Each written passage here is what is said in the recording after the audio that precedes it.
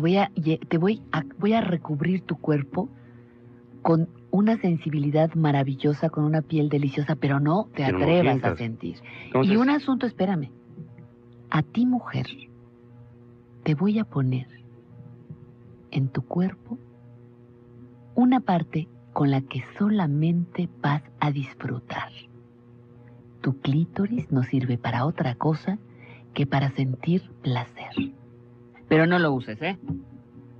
No lo uses. ¿Para qué va a estar allí? No lo toques, no lo veas.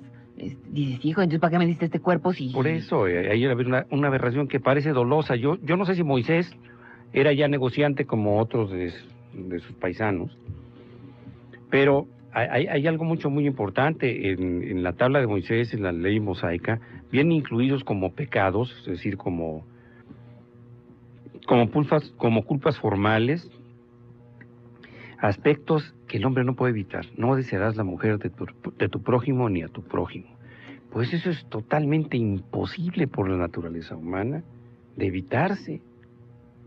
Entonces te lo ponen porque saben que vas a incurrir en ese, entre comillas, delito llamado pecado, y entonces que vas a tener que pedir perdón a una iglesia que te va a comprometer en un gasto emocional y económico para otorgártelo.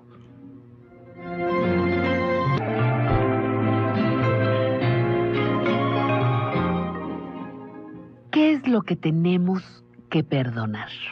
El perdón hacia los demás. ¿Qué es lo que tenemos que perdonar? Me gustó una respuesta que dijo, todo lo que nosotros hacemos.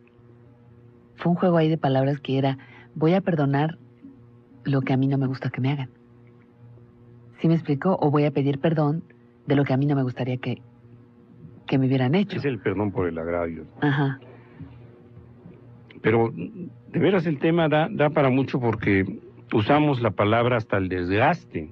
Yo le decía a Roger en una parte del prólogo que una de las palabras más desgastadas del pseudo castellano que hablamos los mexicanos es la palabra perdón. Y yo voy a entrar a una habitación, digo, ¿perdón? ¿O se puede? ¿Perdón? ¿Se puede? O pido perdón por todo, aunque no sepa ni qué. Oye, perdóname si te molesto, pero, es decir, antes de mencionar algo que pudiera convertirse en una ofensa o un agravio para el otro, yo estoy pidiendo perdón. La palabra se ha desgastado, ya no sabes qué significa. Y se desgasta, por ejemplo, en una vida de pareja, Ernesto, en una familia, cuando pides perdón y lo vuelves a hacer, y pides perdón, y ahora sí no vuelvo a llegar borracho, y ahora sí no te vuelvo a pegar, y ahora sí no te vuelvo a quemar. O le pones una madriza a la pareja y le dices, perdóname, es que estaba yo muy enojado porque Sí. me hiciste enojar. Pero se repite, entonces el perdón no tendría sentido ya. Esa es la deformación pierde su sentido. Que las iglesias de la industria del perdón han logrado que esté en nuestra mente. Todo es perdonado. Mediante una cuota que puede ser de Aves Marías, de Padres Nuestros, o de Rosarios, o de idas a Chalma, o de entrar de rodillas a cualquier basílica. Pero si pecas no hay bronca. Mediante un pago que puede ser emocional o físico o en dinero, tú ya no tienes culpa. Ese juego es un juego de doble moral.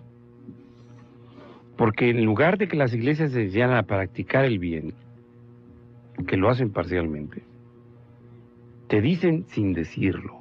Ahí está el doble lenguaje y la doble moral. Mira, aquí entre nos, tú dale en la torre a los 10 mandamientos, a lo que se te pegue a la gana o a la Constitución, o miéntele a los mexicanos, gente. No hay bronca. Al cabo nada más te confiesas y ya te perdonan. Aunque ahí también te dicen Eso que no hay... Eso no puede ser porque exime de la responsabilidad, la verdadera introspección del sentimiento llamado culpa, no el que te crean. Para que haya un cambio real. Por eso, muchos de los cristianos del rito católico no cambian. ¿Para qué? Si pagan por el perdón.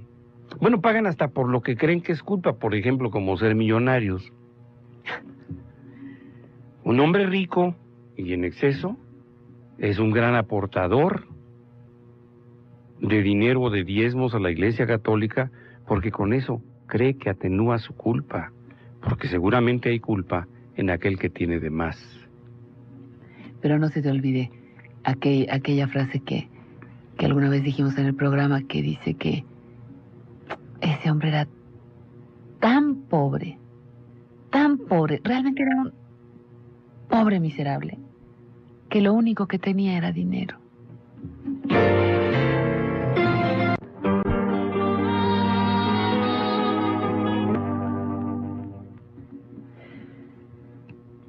Dice Danielito Santos en esta canción de Pedro Flores, tan desconocida para una parte del público y tan reconocida por los demás.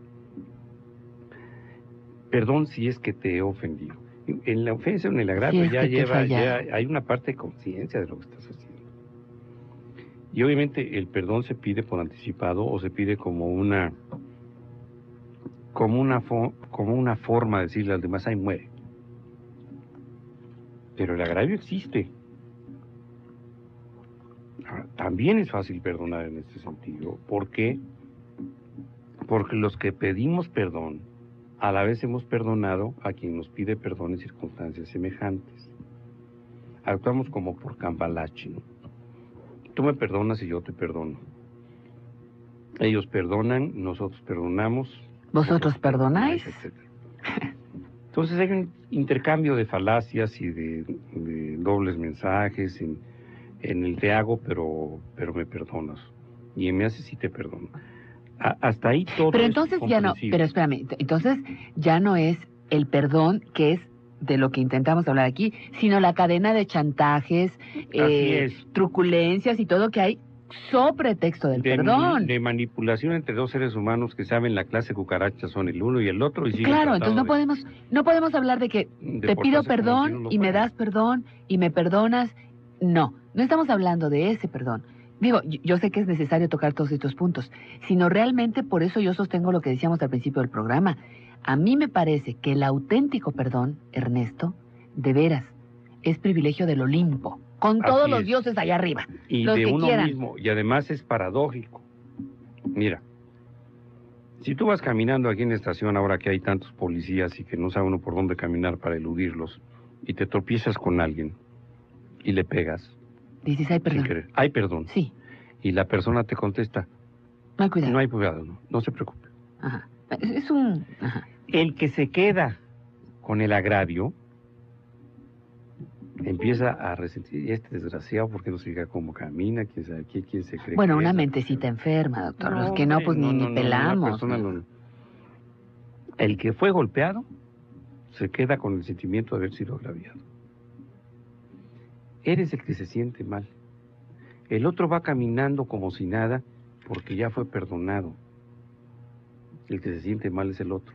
Y cuando vamos acumulando una suma de ocasiones en que hemos perdonado y nos seguimos sintiendo mal, llegamos a una conclusión.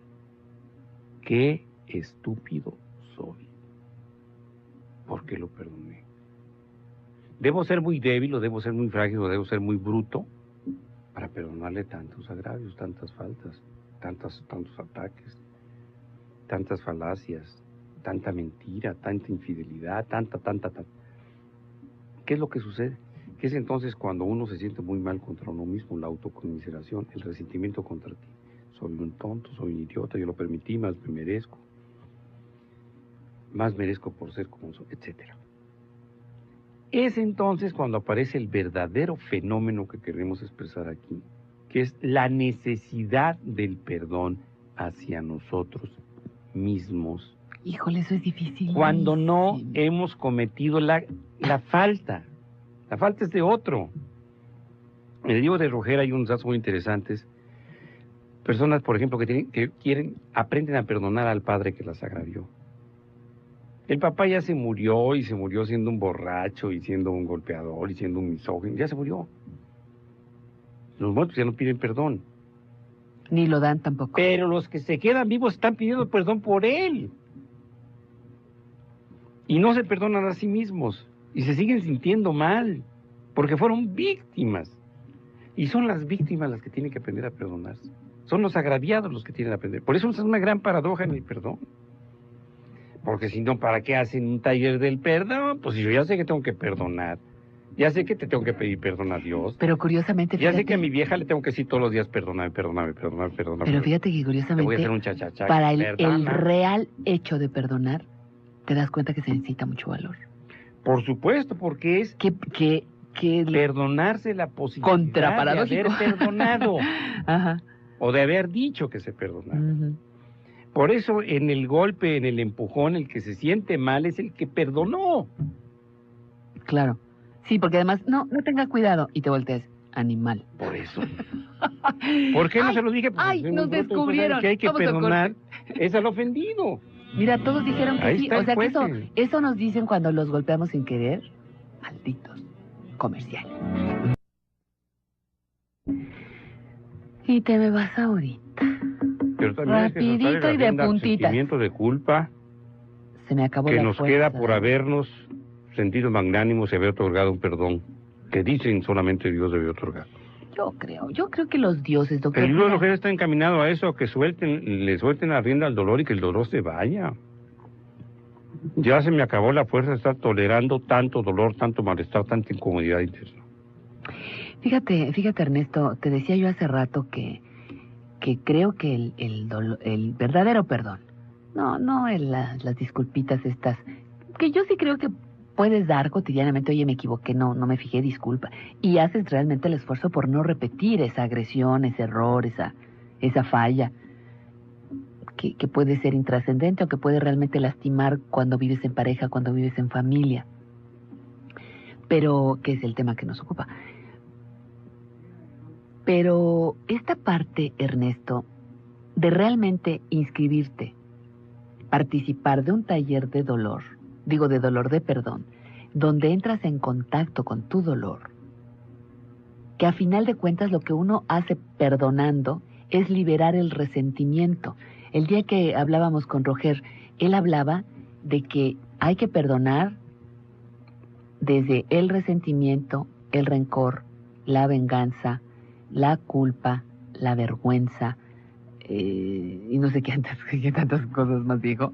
Entonces de momento descubres que todos tendríamos, lo dije en ese programa, que llevarnos varios talleres de acuerdo a las etapas de nuestra vida del perdón.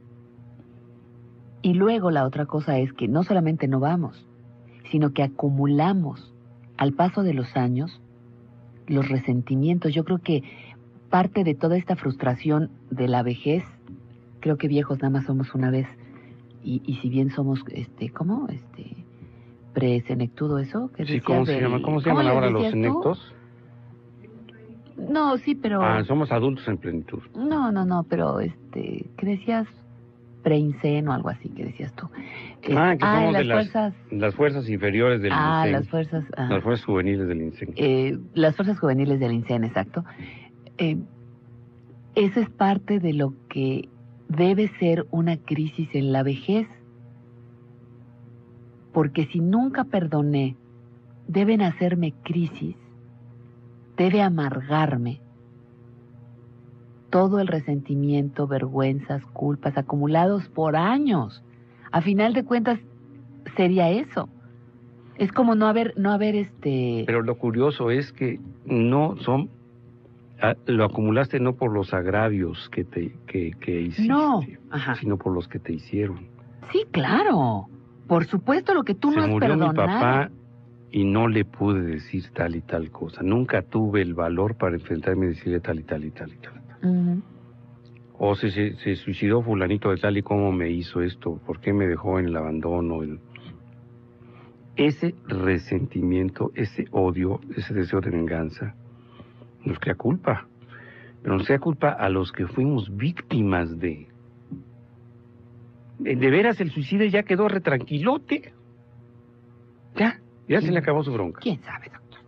Yo creo que sí, pues yo no creo en otras cosas, que más allá y que más acá y que allá y que la tercera. Yo no estoy hablando de que sí en el más allá. No, estoy hablando en el aquí y en el ahora. Por eso, pues el güey se tiene que quedar súper tranquilo, ya se terminó su bronca, pero lo que le deja aquí a los yo creo que morir suicidado bueno, morir de cualquier manera violenta debe ser terrible. Y Es entonces liberador, empieza pero la culpa. yo respeto mucho. Voy a recubrir tu cuerpo con una sensibilidad maravillosa, con una piel deliciosa, pero no te Pero no atrevas a sientas. sentir. Entonces, Y un asunto, espérame.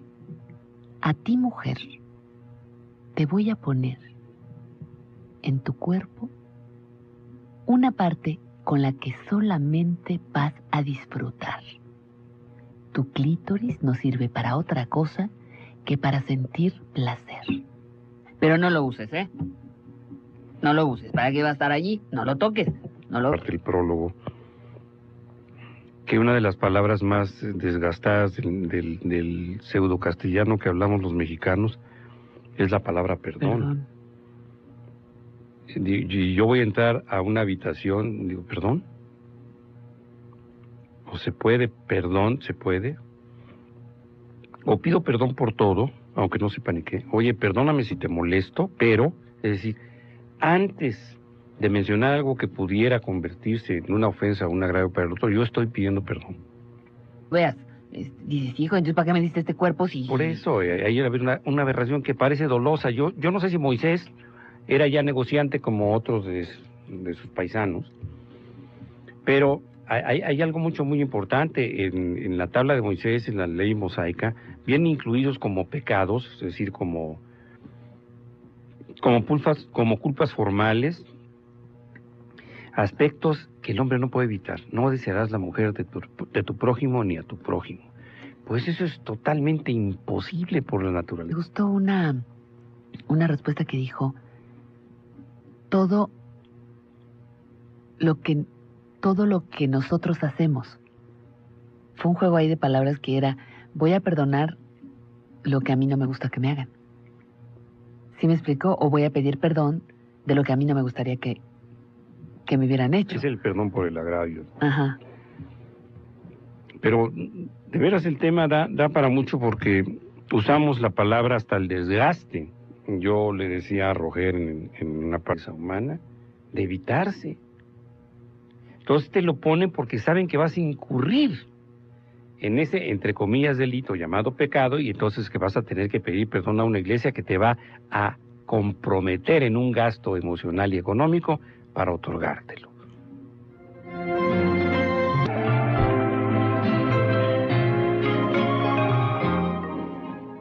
¿Qué es lo que tenemos que perdonar? El perdón hacia los demás. ¿Qué es lo que tenemos que perdonar? Me gustó